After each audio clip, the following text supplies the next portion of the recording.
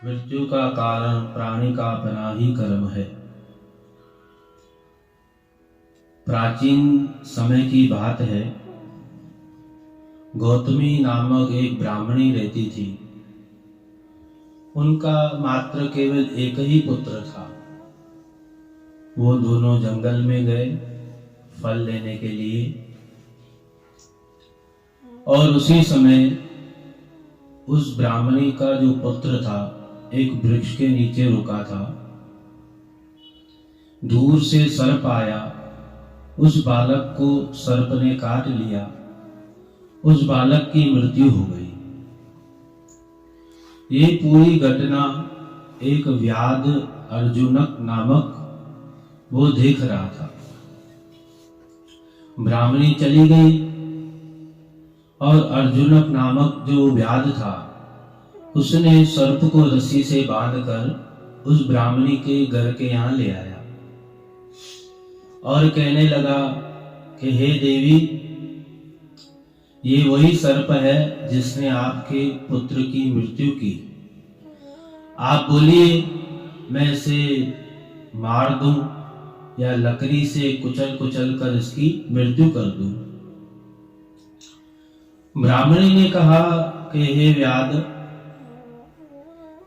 इसको मारने से मेरा पुत्र जीवित तो नहीं हो सकता है, और उसके जीवित रहने से भी मुझे कुछ हानि नहीं है। आप इसे छोड़ दीजिए। अर्जुनक नामक जो व्याध था उसने कहा कि हे देवी, आपकी अवस्था वृद्ध है। वृद्धावस्था में मनुष्य वैसे ही दयालु होता है। आप ये मत बोलिए आपके पुत्र को इसने ही मारा। यूं कहते हुए समय व्यतीत हुआ और उस सर्प से आवाज आई कि इसके पुत्र को मैंने जो मारा है उसमें मेरा कुछ भी दोष नहीं है। व्याध विचार करने लगा कि सर्प मनुष्य की आवाज निकाल रहा है, और अर्जुनक नामक व्याध ने फिर कहा सर्प को, क्या तुम मुझे डरा रहे हो क्या मनुष्य की आवाज निकाल करके? मैं नहीं डरने वाला हूं।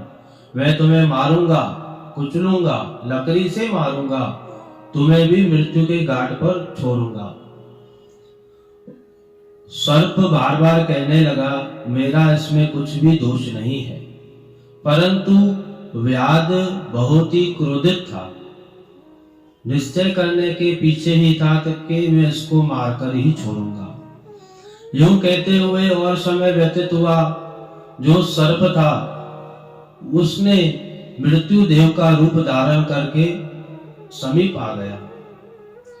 व्याध देख करके और हैरान हो गया। वो ब्राह्मणी भी हैरान हो गई और कहने लगा मृत्यु देव कि इसमें मेरा कुछ भी दोष नहीं है। मैं तो काल की आज्ञा से सर्प का रूप धारण करके इसके पुत्र को मैंने मारा। यूं वार्तालाप कर रहे थे, उसी समय वहां पर काल भी आकर प्रकट हुए और समझाने लगे व्याध को कि इसके बालक का जो इसी समय अकाल हुआ है, उस समय वृक्ष के नीचे, इसकी पूर्व जन्म के कारण था। इसमें सर्प का भी दोष नहीं है, किसी का भी दोष नहीं है, उसके कर्मों का ही दोष है, जीवात्मा के। यूं समझाते हुए व्याध को संतुष्टि हुई और उनकी जो माता थी, ब्राह्मणी थी, उस पुत्र की माता गौतमी, उसे भी जो दुख था वो दूर हो गया और व्याध भी, अर्जुनक नामक जो व्याध था वो भी संतुष्ट हो गया। तो इस दृष्टांत से दृष्टांत ये है कि व्यक्ति अपने कर्मों से ही सब कुछ होता है। अपने ही कर्म है जो अकाल के चक्कर में अकाल यानी अकाल मृत्यु।